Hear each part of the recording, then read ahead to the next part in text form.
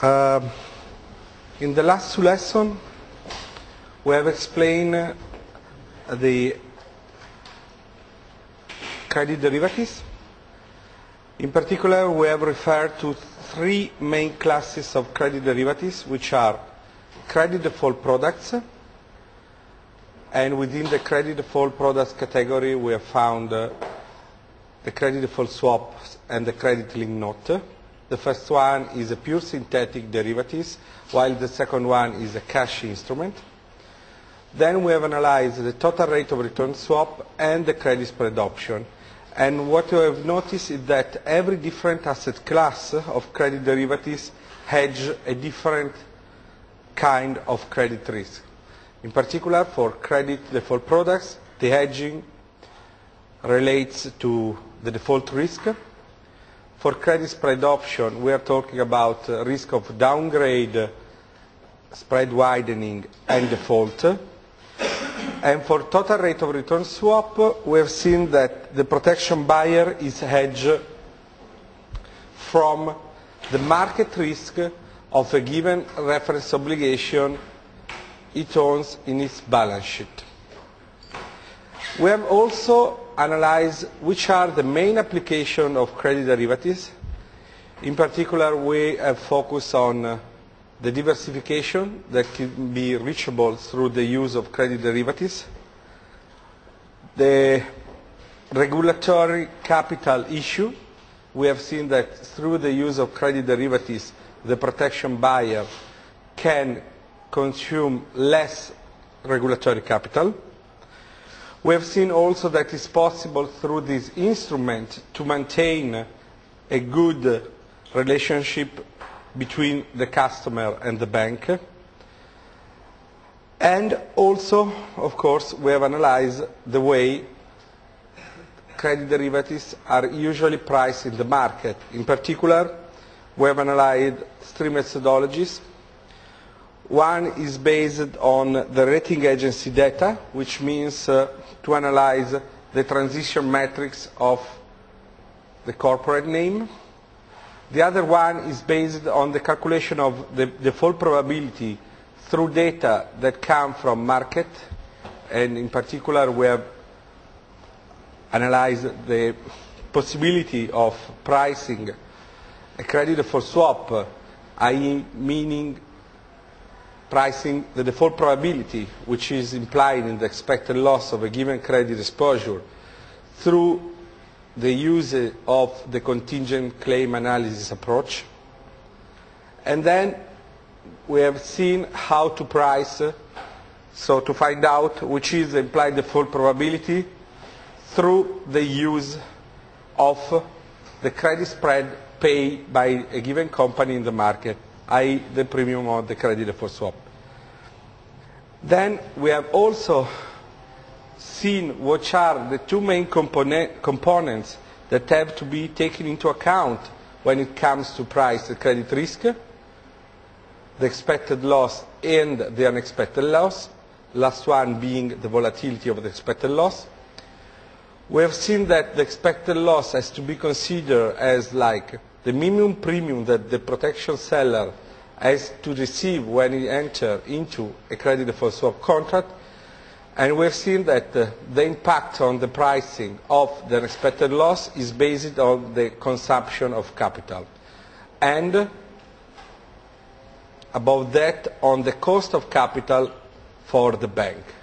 Banks have to set up reserves against unexpected loss that possible can happen into the loan book of the bank. Setting up reserve costs capital. The cost of capital is an important component when we have to price the credit risk, let's say, in a portfolio perspective. Also, we have analyzed the other important determinant in finding out the expected loss, which is the recovery rate, and we have seen which are the main determinants of the recovery rate. In particular, we have analyzed that the seniority of a given credit exposure is really an important determinant when it comes to price the expected loss of a given credit exposure and then the fair price. Now,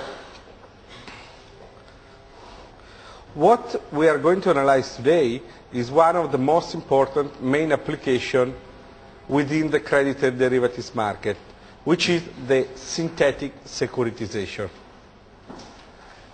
Before starting analyzing this complex structure, I would like to know from you if someone knows how a traditional securitization works.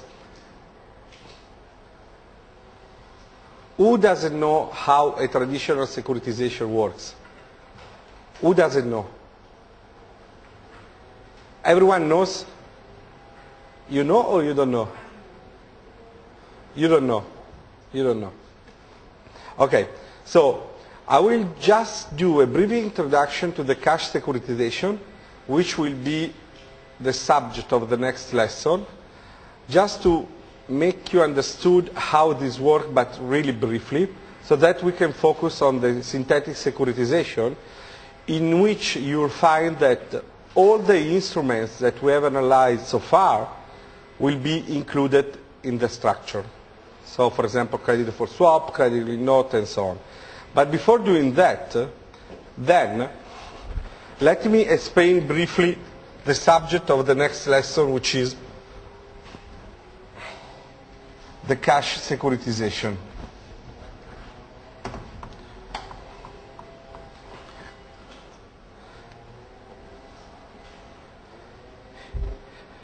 A simple structure. I want to describe just a simple structure. We've got here assets of a bank, which is usually called originator of the securitization. Okay? So, when a bank wants to realize a cash securitization, a traditional securitization, basically what happens is that part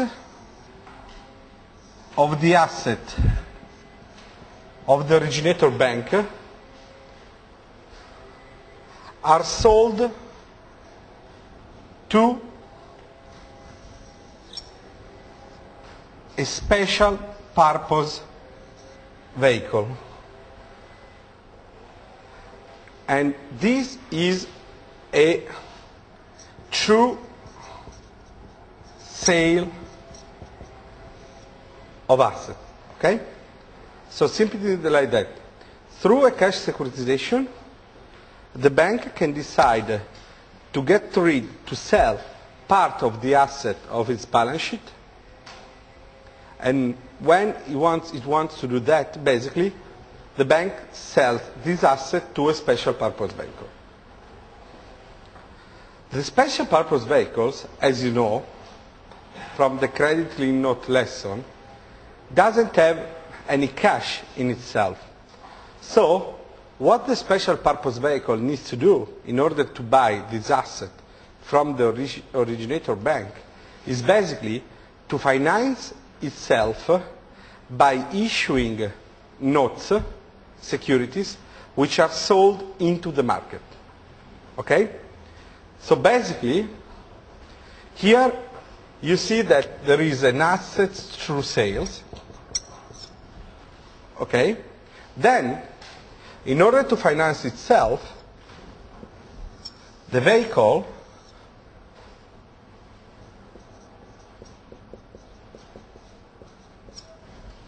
issues securities, notes, which are sold into the market and which are placed to the investor.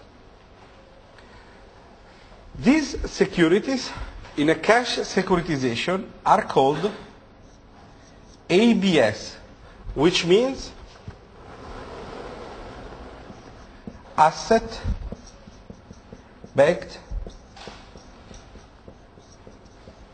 securities. As you can understand from the name of these notes, of these securities are securities whose collateral are the assets which were originally sold to the special purpose vehicle by the originator bank. Okay? Asset-based securities. That means that, just to understand better, if you look at the balance sheet of the special purpose vehicle, if you look at the asset of the special purpose vehicle, the asset will be what? No? Exactly. The asset of the special purpose vehicle will be, of course, the asset that the vehicle bought by the originator, from the originator bank. So, for example,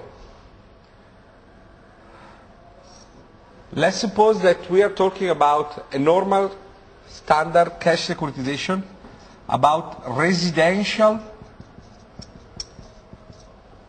mortgages. I think that everyone knows what is a residential mortgage, no? No?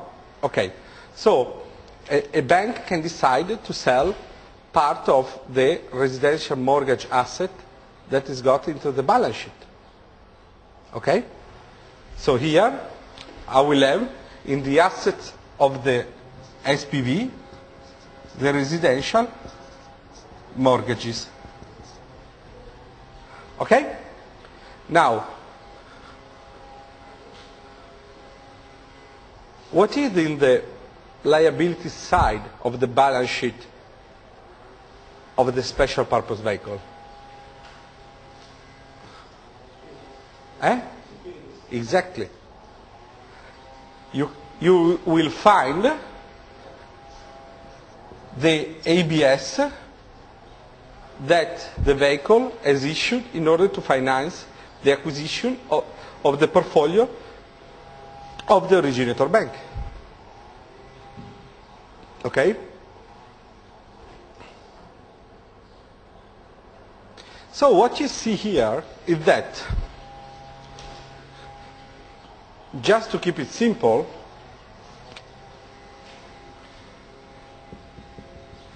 what is transferred to the investors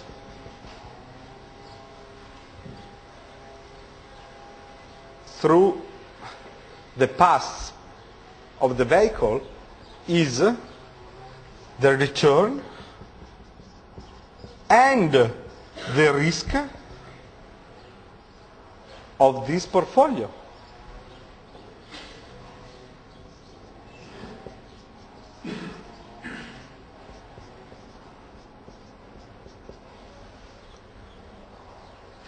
Is okay? Once the transaction has happened, the assets are not anymore in the balance sheet of the originator bank. They are sold. It's a true sale.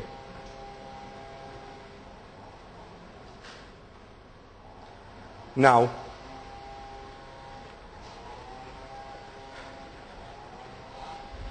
two things before we analyze the difference between this structure and that structure. First of all,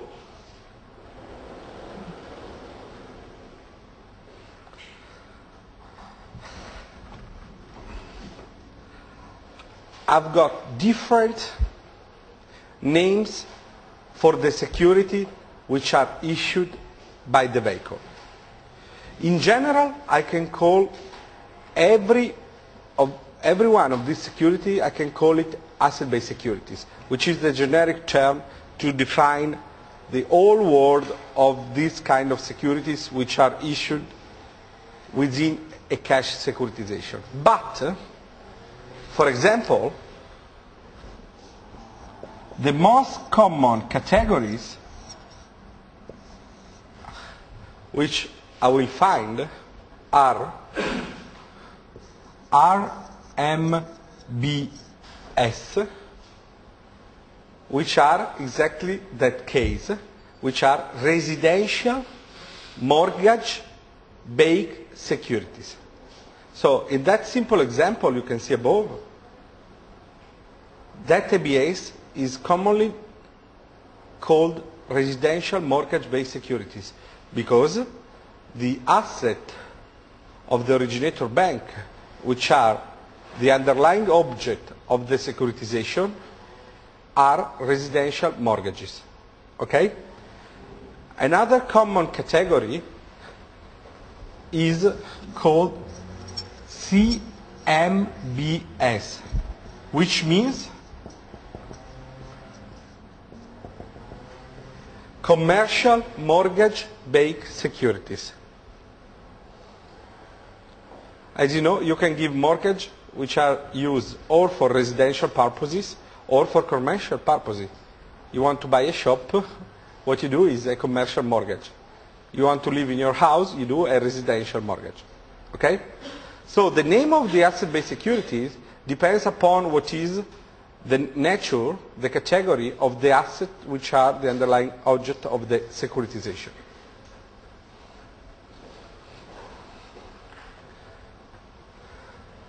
If you find, for example, a securitization in which you got like MBS, that means basically that the underlying portfolio comprises both commercial and residential mortgage. Okay? So generically, you call mortgage-based securities this kind of ABS which are issued within the securitization.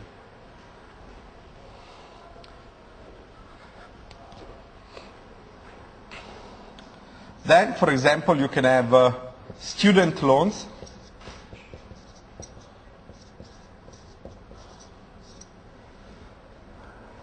Then you can have auto loans. Then, blah, blah, blah, blah.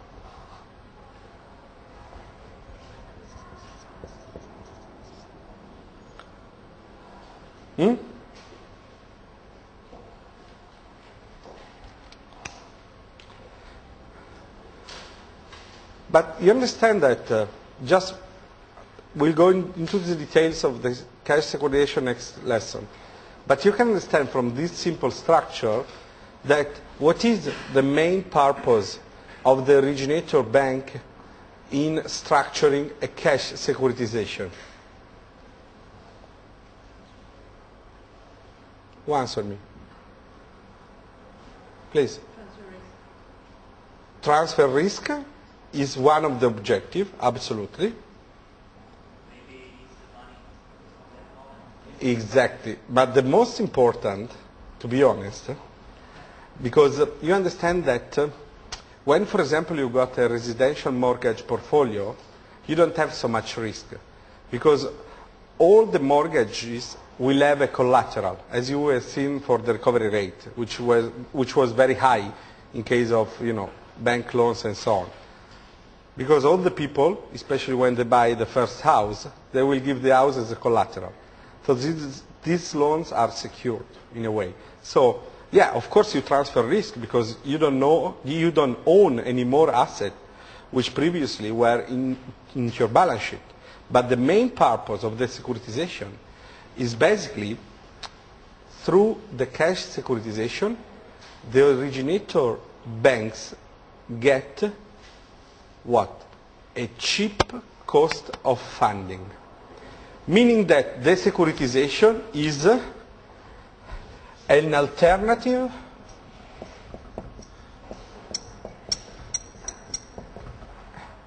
instrument for funding. The cost of funding, minimize the cost of funding, is one of the objectives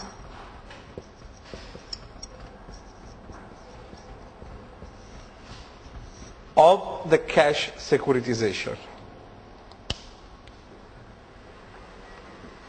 You understand that your colleague correctly pointed out that with this kind of instrument you get cash.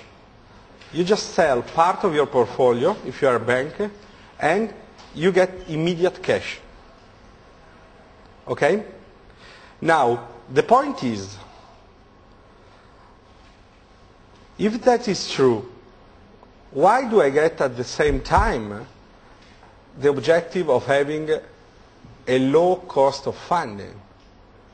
Because, I mean, think about the traditional alternative that the bank has got in order to do funding. I mean, sorry? Issue bonds, or, I don't know, collect through deposit, no? But let's say issue bonds. So, if you want to buy a bond, which is issued by a bank, and that's a traditional way to, you know, to collect money, to do funding, what are the variables that affect your investment decision? Exactly. So, let's suppose that the interest rate risk, due to the fact that the risk-free rate is the same for all the banks, no? When they issue a bond. Now, you want to know what is the credit risk of the bank.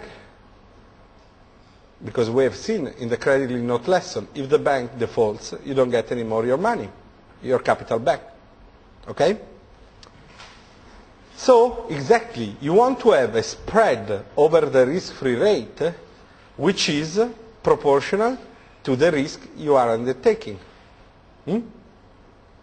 Now, why then, if I do a cash securitization, my cost of funding can be less than the one which I have if I issue directly the bond?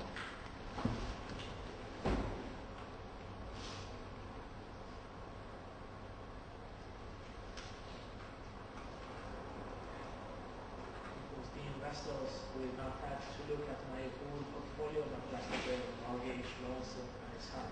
Exactly.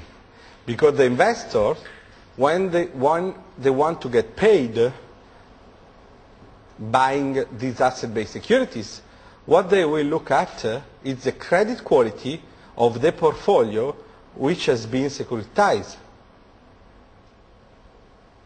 Okay?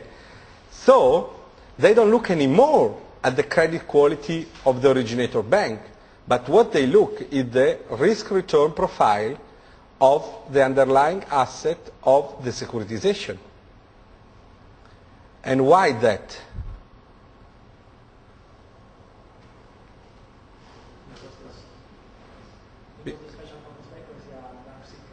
Exactly.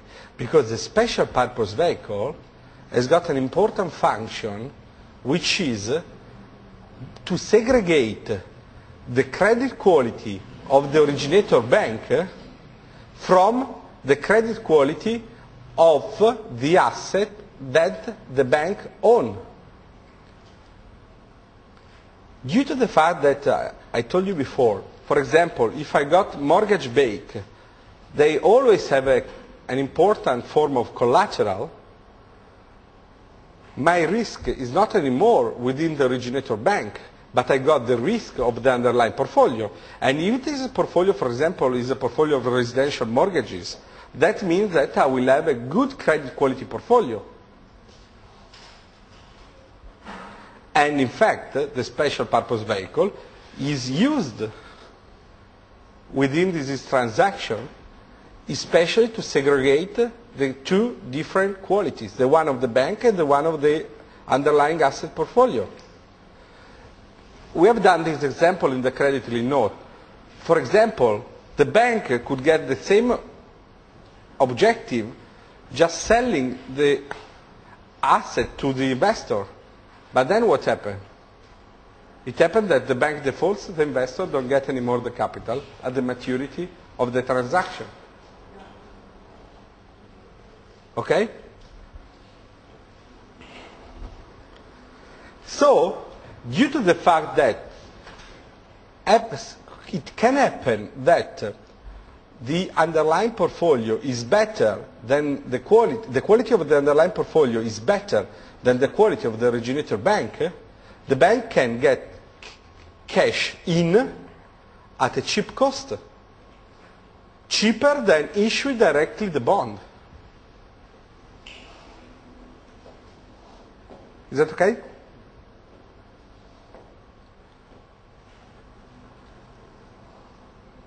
That is, I would say, the main purpose of the cash securitization. Getting cash flow at a good cost of funding.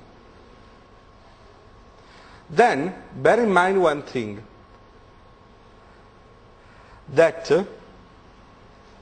the underlying portfolio of the securitization can also be a portfolio of future cash flow. For example, I can securitize an underlying portfolio which is based on the revenue of, I don't know, ticket for football matches. It happened. Basically, you still, if you are the originator, let's say company, that wants to do that, you haven't yet sold the ticket, but you can imagine how much cash flow you can get from selling the ticket for a given season. So what you do is just doing a securitization in which the underlying assets are future cash flow that still you have to receive, but that they can be forecast in a good way. So that when the return of the ticket comes, you just pass to the investor through this structure. But at the same time, you get the cash immediately. One of the most important securitization done in Italy by the Italian government, just to give you an idea, the Italian market is the second in terms of dimension in Europe for asset-based securities, so meaning for cash securitization. The first one is the UK, and the Italian market is the second one. And for example, of this kind of securitization, 30% are government securitization.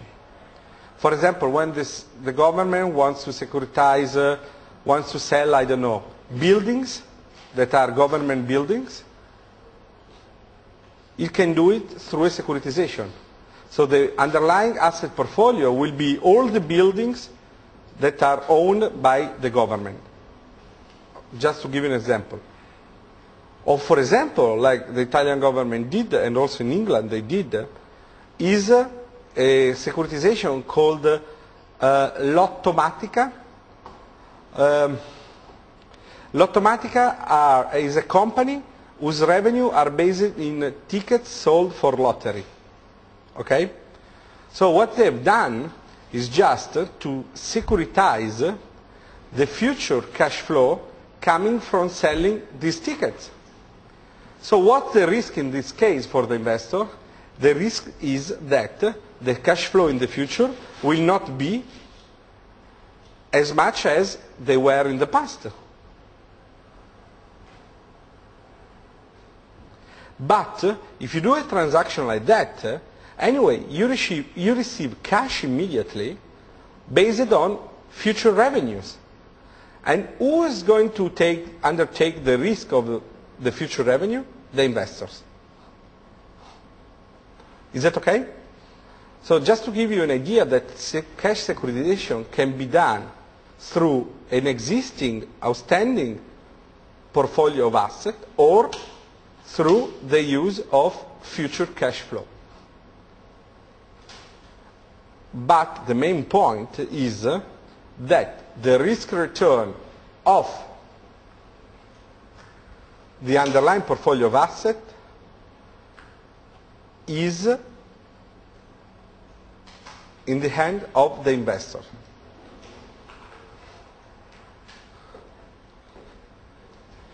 The second point, and we will see more in detail in the synthetic securitization structure, this one, is that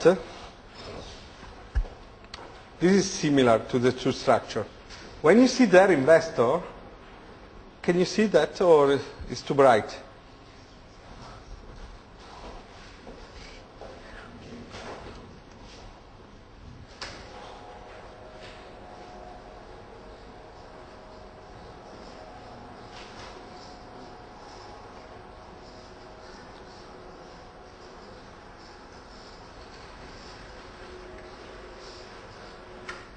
Okay.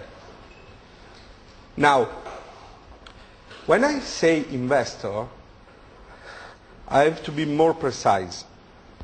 As you can see from that structure, there are different kinds of investors and different kinds of rating assigned to the asset-based securities. Okay? So, the less risky asset-based securities is the one that's got a rating which is AAA. Then, for example, you can see AA, asset-based securities, single A, triple B, double B, and equity asset-based securities. Now, let me explain. These different positions you can find in terms of risk are called tranches of the securitization.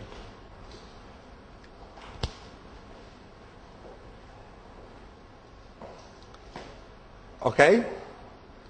Meaning what? That, for example, if I buy as an investor the AAA tranche, which means I bought an ABS, which is an RMBS, residential mortgage security, whose rating is AAA.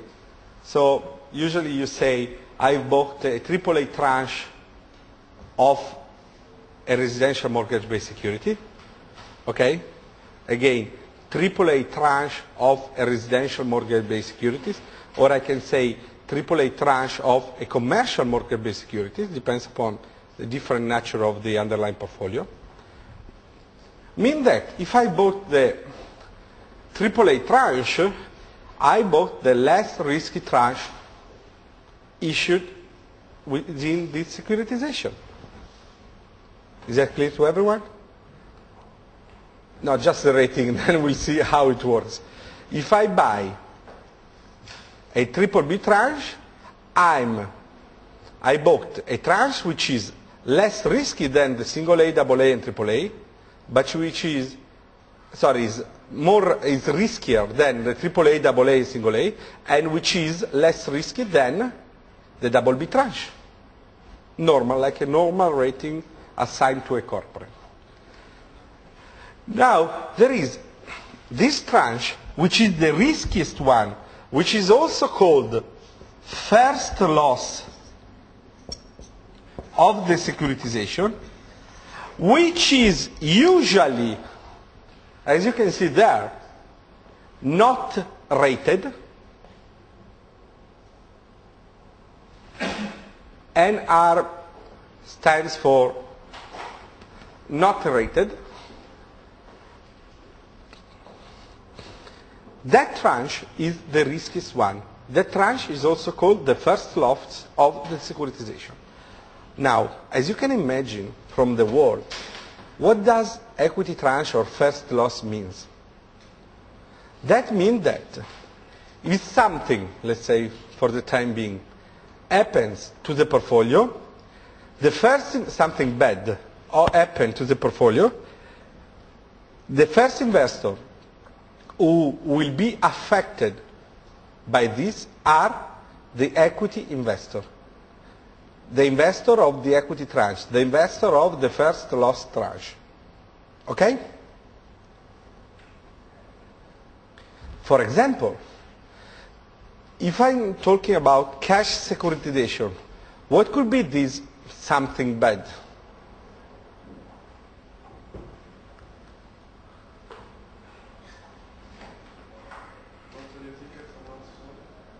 That, yeah, for example, if I'm talking about future revenue, future cash flow, that the ticket that the company that originated the deal supposed to sell, the quantity, let's say, is not the one that was forecast.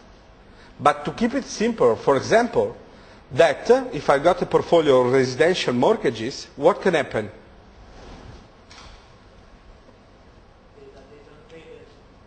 The interest, exactly. They don't pay the interest on the mortgages, the client of the bank. So you don't have enough money to pay all the investors. You understand? Because the return comes from the interest paid by the customer of the bank to the bank that has given them the residential mortgage. Let's suppose that a lot of customers don't pay the monthly interest rate. How can the investor get the return for their ABS? From where? That's the point. If I don't have enough cash flow to pay the investor, because, for example, the customer of the bank, of the originator bank, don't pay anymore the interest they owe under the residential mortgage, what will happen? The first investor that will be affected by this are the equity investor, the first loss investor. If, let's suppose, a lot of customers, not only they don't pay the interest rates, but also they, let's say, default, they don't have any money anymore, and what happened? Okay, just to give you an idea. If sometimes it will happen that you buy a house. Is that correct? Yeah. Or your parents will give? What's the choice? Okay, you'll buy a house. That's good, because the example doesn't work. Now, if you buy a house, what do? You just enter a bank, ask for a loan, which is a mortgage loan, exactly, the residential mortgage loan, and then you have to pay interest. Okay. If you stop paying interest, first of all, you don't give your, let's say, cash flow to the structure. But then what happened? What will happen?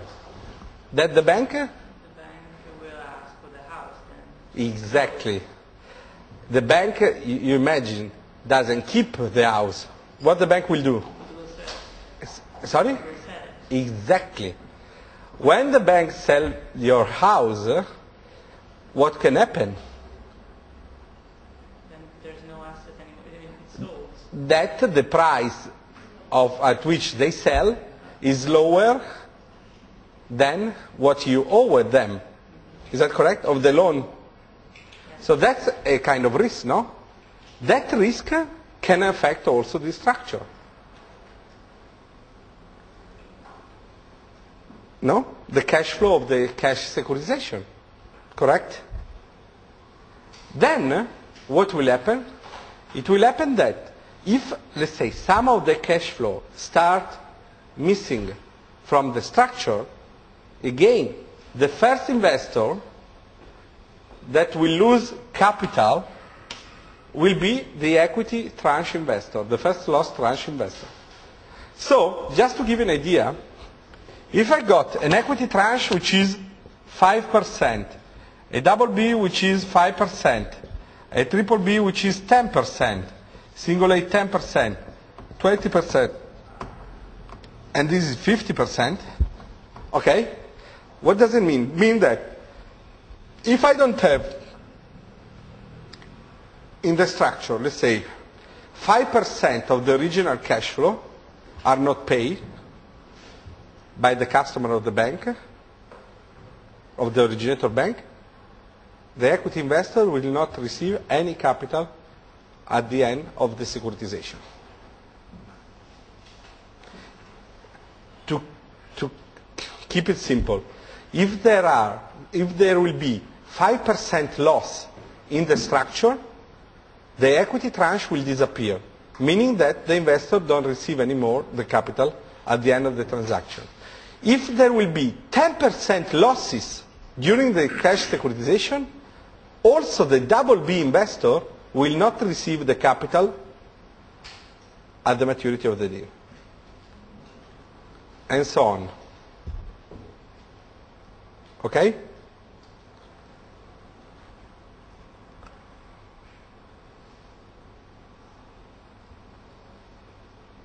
Now, of course, the higher is the risk that you are undertaking as investor, the higher will be the return. For example, an equity tranche can pay between Euribor plus 10% or Euribor plus 20% per year. Wow, you say it's a lot of money. If you think that, for example, in a normal residential, European residential mortgage-based securities, the AAA tranche pays Euribor plus 12 basis points, meaning Euribor plus 0.12% per annum. Whilst for the equity you get Euribor plus 20 or 10%. It depends upon the riskiness of the portfolio. Okay? Just to give you, these are like market prices. For a AAA you get between Euribor plus 12 and Euribor plus 15. For a AA you get around Euribor plus 25, Euribor plus 30. For a single A you get Euribor plus 50, 60. For a triple B you get Euribor plus 90, 100. For a double B you get Euribor plus 275. And for an equity you get Euribor plus, suppose, 10%.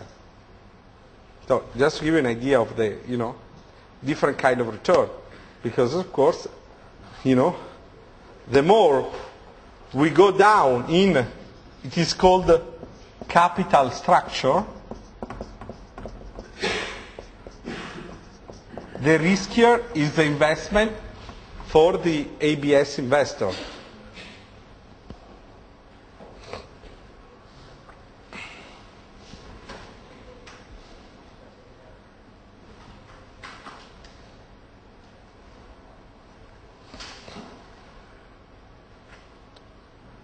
Any question?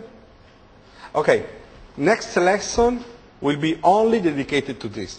But this is very important. Also because tomorrow, don't you have any rating agency here? No? What lesson you got tomorrow? Nothing. Sorry? Okay. Are you going to have a Fitch lesson? Or a rating agency? You don't know. Okay. Anyway, that's good that tomorrow you got a good break. Now, let's go back to the synthetic securitization.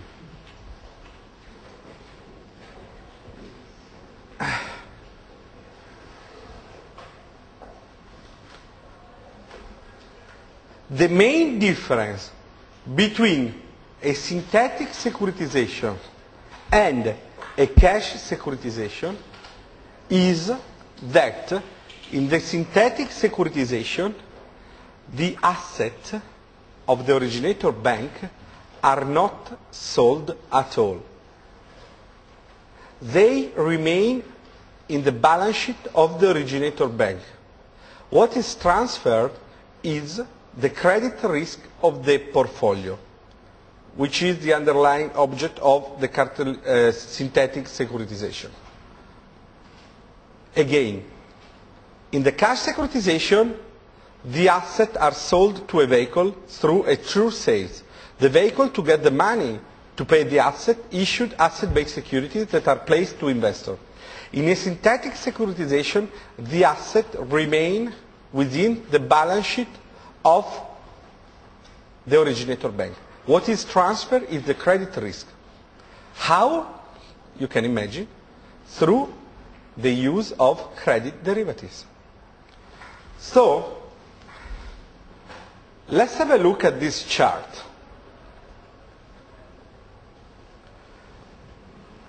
Here you can see the asset portfolio of the originator bank. Okay? You transfer the risk by two credit defaults through the use of two credit default swaps. One is done between the originator bank and the special purpose vehicle.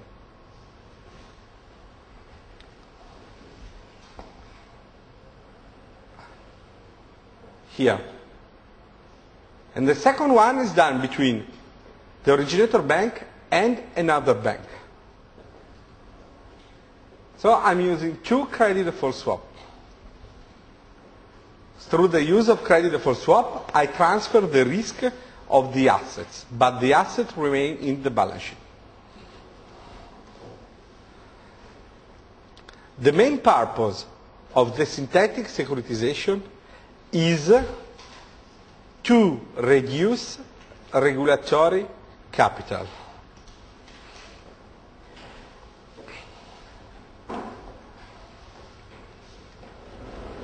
So here, I don't have any more the purpose of funding, but my purpose is to reduce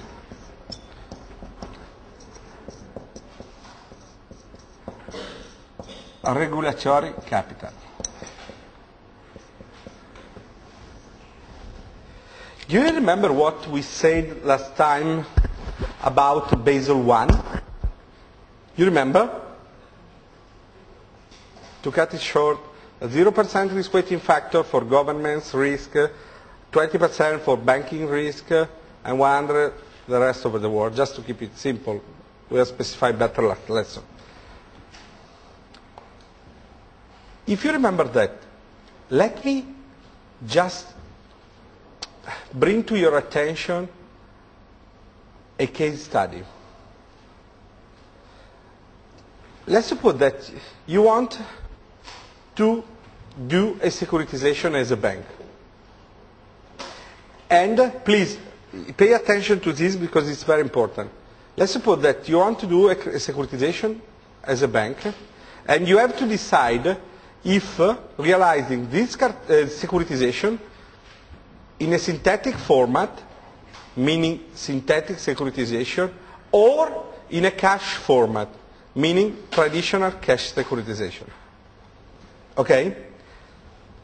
So, the question is, what format do you prefer? Now, let me give an additional information. In your balance sheet, the composition of the asset is the following. You've got 1/3 AAA asset, 1/3 single A asset, and 1/3 BBB asset. Okay? And let me give another piece of information. Due to the composition of the asset of your balance sheet, the rating agency has decided to assign you a single A rating. Is that clear to everyone? You got 1/3 AAA, 1/3 single A, 1/3 BBB, and due to the quality of your portfolio of assets, the rating agency decides to give you a single A rating as a bank. Now, first question for you. We are under Basel I currently. If you decide to securitize one of these three categories of assets, which one would do you prefer to securitize? The AAA asset, the single A asset, or the BBB asset? BBB? For him, 1 second. Someone else with different ideas? Who say AAA? You BBB, they AAA. Someone for single A? Okay, so how many BBB? 1, 2, 3. You answer me. Why? I should sell AAA with a synthetic securitization because the assets don't go off balance sheet, and BBB with the classical securitization because my assets go off balance sheet, so it's dead for the rating. Okay, yeah, it's a kind, yeah, I got your point, but here we still have to decide if doing a synthetic or a cash securitization.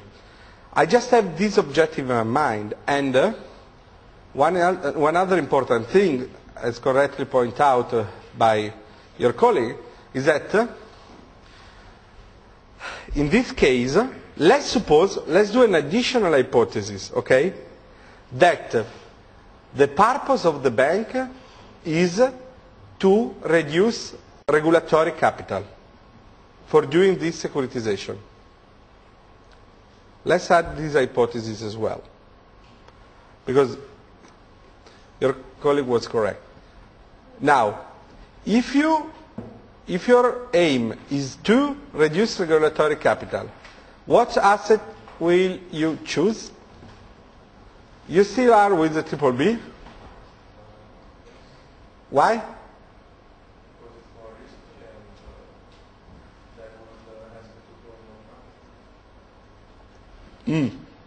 The point is, you are under Basel II with your mind. Because at the moment, let's suppose that this is a corporate portfolio, all the assets have got a risk weighting factor which is the same, which is 100%. If they are AAA or BBB, it's still 100%. So, which asset would you prefer to securitize?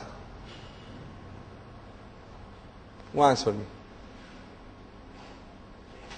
Maybe AAA to Why? have more. I mean, I can receive more money from investors. Maybe. I mean, for the. Yeah, okay. Yeah. The rating of. Yeah, I mean, that could be an explanation. Yeah. But I mean, no, I got your point. It's an important determinant, but that's not the main point. Remember that the main objective is to reduce regulatory capital. Go. Given that Basel I doesn't distinguish about the rating. Exactly. Exactly. Give away the best asset in order to have on my balance sheet that one triple B, okay, in order to get more return, and I will give away instead triple A in order to obtain cash from investors. And Okay. We are almost close. The point is, think about that. You got AAA assets which are wasting your return on capital, because the return on AAA asset, like government bonds or so on, is, let's say, Euribor minus. And you understand that you are a single A bank and you pay Euribor plus as a cost of funding. So it's a kind of paradox, but it's not like that, because that's the reason why this market exists. You want to say, oh, okay, look, yeah, AAA asset, good quality, but the return on the capital they absorb is too low. Because on the denominator of the ratio between return and absorbed capital, the absorbed capital under Basel I is the same for triple B and triple A and single A and double A, because the risk weighting factor for corporate names is what? 100%. So you got the same denominator, but for triple A asset you got the lowest return. So you are wasting capital. so actually there is an incentive for the bank to do worse assets in some way. Yeah, but the point is correctly spot. But the point is exactly. So you have decided in your mind that the best asset to securitize are the AAA. But then what? And here we are at the final point. Then, what do you prefer to have? A synthetic or cash securitization? Because that was the original question. Exactly. To answer you, if I do a synthetic securitization, the assets are still on my balance sheet. So even from a rating perspective, my rating doesn't change because the composition of my asset has not been changed at all. Why? It's exactly, if I do a cash securitization, I securitize AAA asset, but I remain with what? With single A and triple B, which can cause what? A downgrading of my rating. That's the reason why. It's a simple example, but it's exactly why this market exists. And I don't know, I'm talking about, just to give you an idea, the bank in which I work, since the beginning of the year, did, $45 billion synthetic securitization. Only my bank. Then you have to, look at other, let's say, 7, 8 maybe, main competitor in the market doing the same. And this is just one part of this market. So you can imagine, it's a huge market. And exactly the reason why a lot of banks with a huge balance sheet do this kind of securitization is because they can keep the asset, but obtain, and we'll see how, a regulatory capital benefit. So 45 billion in not even 9 months is a huge amount.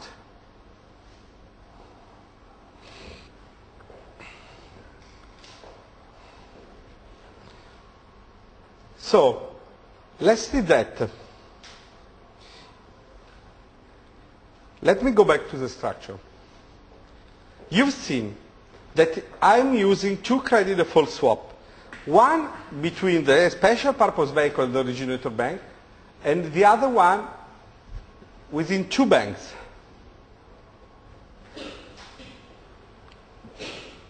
Let's analyze the bottom part of the chart, i.e. the credit default swap between the SPV and the originator bank. The credit default swap between the originator bank and the special purpose vehicle involves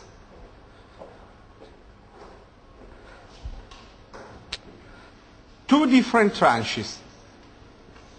The mezzanine tranche and the equity tranche,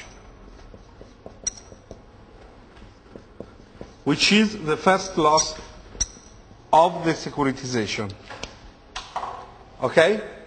Now,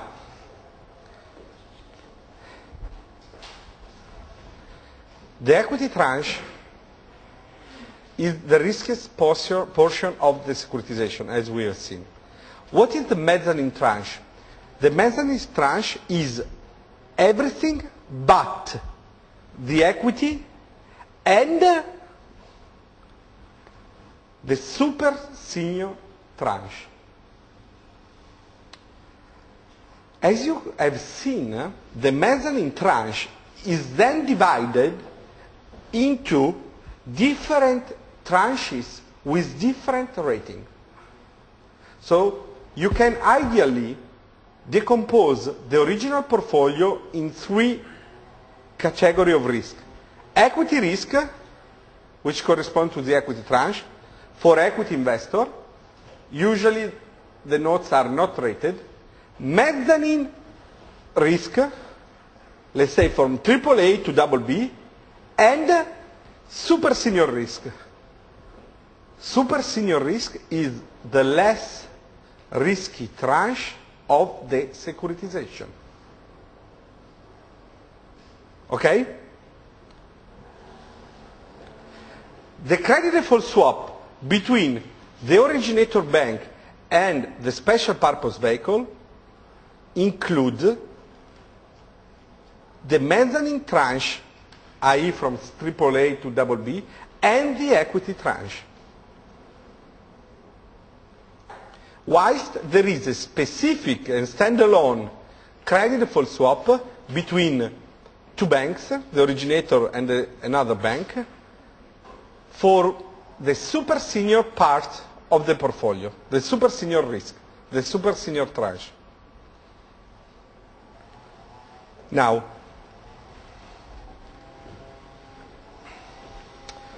the risk is transferred. The risk related to the mezzanine tranche and the equity tranche, which is 10% of the portfolio, is transferred through the use of a special purpose vehicle to the investor. The investor of what? Of credit-linked note. Here, when we talk about synthetic securitization, we don't name anymore these securities asset-based securities, but we name them credit-linked note. Because exactly, what kind of structure is that? It's a normal credit-linked note structure we have seen through the use of a vehicle. Which means what? That the investor buy notes which are issued by the special purpose vehicle. What does the special purpose vehicle do with the money that comes from the investor?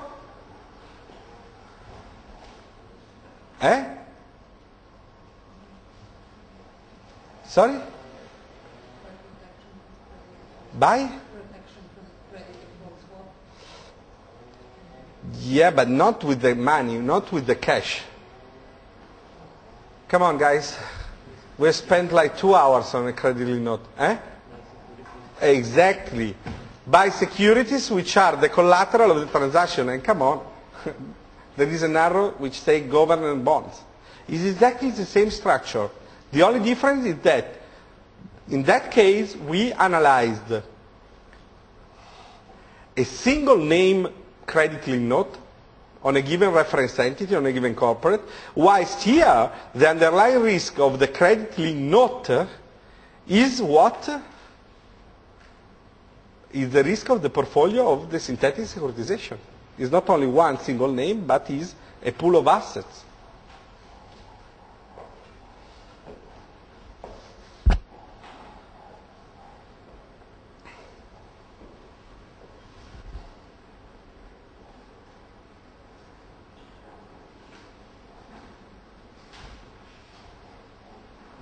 Okay? Now, meaning that, in that case, 10% of the portfolio, of the risk of the portfolio, will be transferred to the investor through the use of a credit default swap.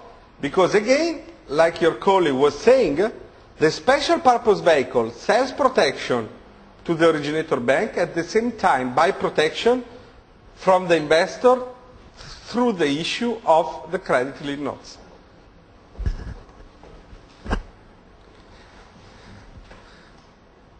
Okay?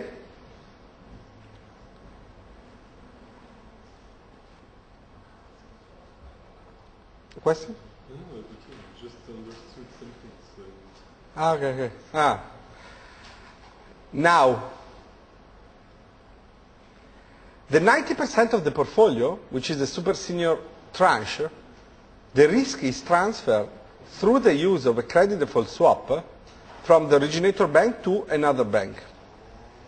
A normal plain vanilla credit default swap. If you look at the structure, let's suppose that we've got as an underlying portfolio, a portfolio of large corporate, Fiat, IBM, Dell, whatever, General Electric, okay, so on. That's the underlying portfolio. Bank loan that the originator bank has given to these companies, okay? How the structure works is exactly like before. Let's suppose that each name is, I don't know. Let's suppose, just to keep it simple, we got 10 bank loans which are the object of this securitization, okay? Each loan is, let's say 100 bank loans. Each loan is 1% of the portfolio, okay? When the investor of the equity tranche don't receive any more the capital at the maturity,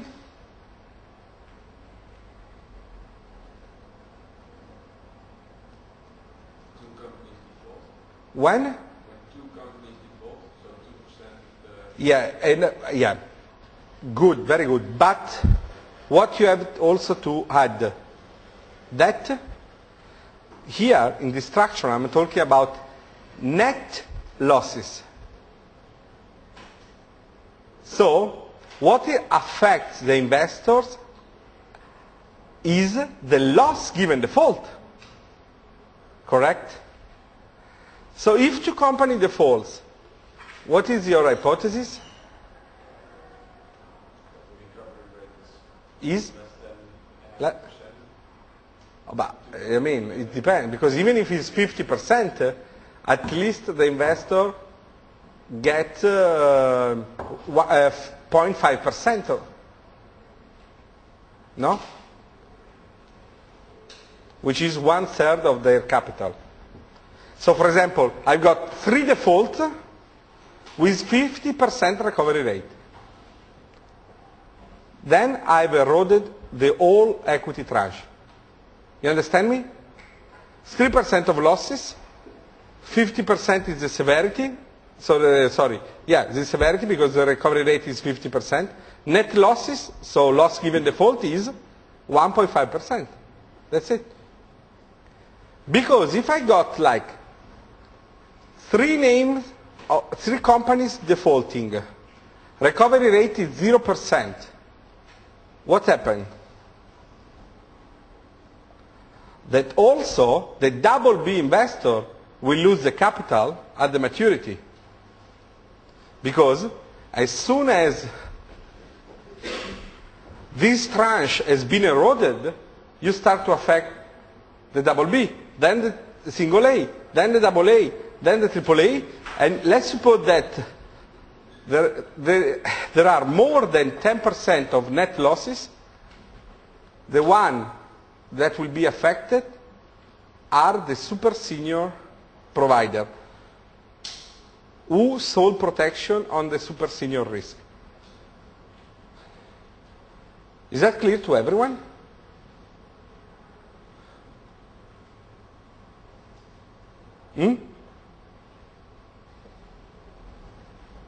Is that clear?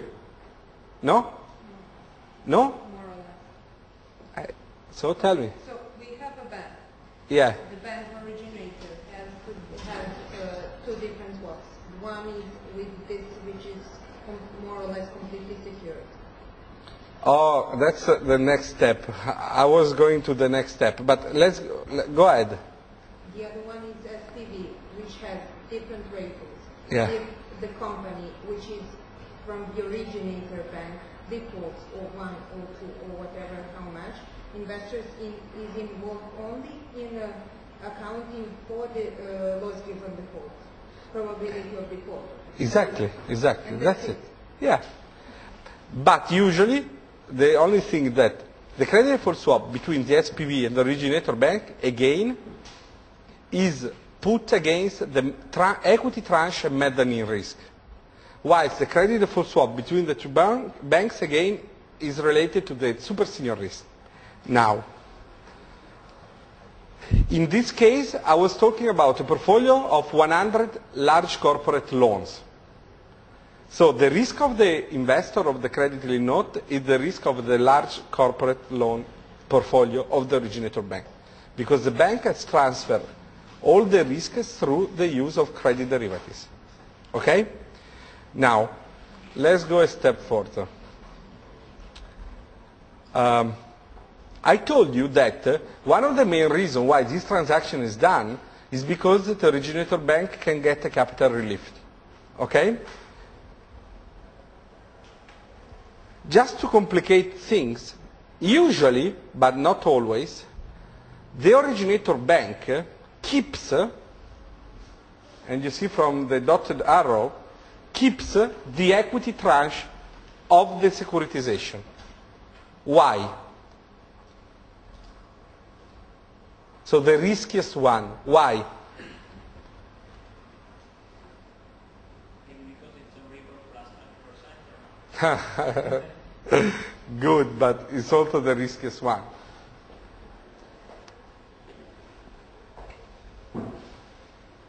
Why?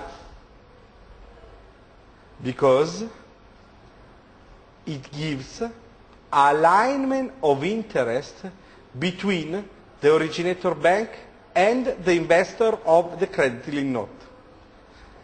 Because by retaining the equity tranche, my signal to the market as an originator bank is, guys, you are on the safe side, because I'm the one who is retaining in the book, the riskiest part of the deal. So if something goes wrong, first of all, it affects me, and then it affects you. So the investor feels more confident about the alignment of interest and feel more confident in buying the credit-linked notes. So it's a kind of moral hazard effect. I mean, if I don't keep the equity tranche, even if all the portfolio goes bust, I don't care, because I don't have any more risk. But if I keep the risk as part, I'm saying to the investor, we are on the same boat. If something wrong happens to the portfolio, the first one who will be affected, it is me, the equity tranche investor.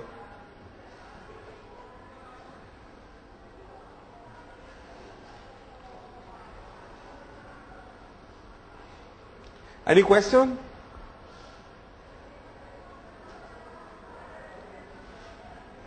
Now, the point here is that all the consideration we have done for the credit-linked note are true in this synthetic securitization case, especially when we consider the mezzanine and the equity risk. Okay? So, for example, if a loss happens in the portfolio, the first one that will be refunded is the originator bank. You remember that? And so the originator bank that in this case, as you can see, buys protection from the SPV. And the residual part is due to the investor of the credit-linked note. Okay? So, the collateral of the transaction is so important because that depends the possibility of refunding both the originator bank and, for recovery value, the investor of the credit-linked note. And in fact, in all the public synthetic securitization, the quality of the collateral is very good. Usually we're talking about government bonds. The only difference that we have to understand in this structure is that the investors are also hedged from the market risk, meaning that in all this structure, if you remember, the value of the collateral is, the price of the collateral goes down because the risk-free rate increases, you remember? In that case, the investor don't have to be worried because all this structure have an interest rate swap or a cross-currency swap in case there is also currency risk. Okay? So, the investor in the public deals, in the public synthetic securitization, usually have within the structure swaps so that they are hedged by the possible interest rate risk or by the possible FX risk, foreign currency risk, through the use of interest rate swap or cross-currency swap. Okay?